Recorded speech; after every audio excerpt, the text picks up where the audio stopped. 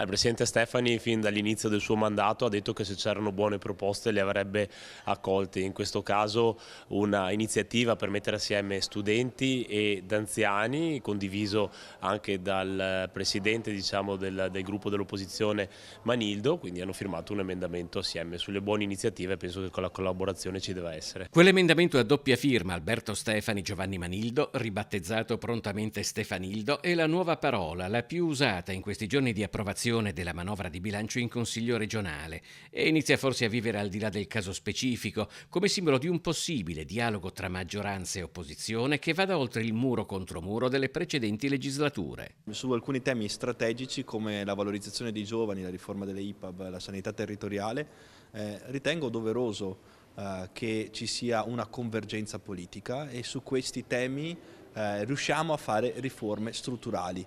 Di questo c'è bisogno e questo faremo e sinceramente se maggioranza e opposizione riescono a dialogare per il bene del territorio penso sia solo qualcosa di positivo di cui sinceramente sono felice. Io penso che temi fondanti, temi fondamentali richiedano uno sforzo comune per trovare le soluzioni migliori, ognuno partendo dalle proprie idealità e dalla propria identità e questo come nuovo corso, questa nuova centralità del Consiglio regionale mi piace molto. Se Stefanildo, l'acronimo, sta per dire il Consiglio regionale su temi fondamentali torna al centro, mi piace. Il clima è talmente cambiato che si apre anche Riccardo Szumski, autore alle ultime regionali di un ragguardevole exploit elettorale con Resistere Veneto, proprio presentandosi al di fuori dei due poli. Noi ci siamo astenuti ieri, guardate che nessuno ha colto la novità, ma non nel merito, lo ribadisco, perché c'è l'apertura a una nostra proposta fatta in aula il giorno precedente di una costituente per l'autogoverno. Cogliamo questa novità che nessuno aveva mai messo in essere così concretamente con una dichiarazione ufficiale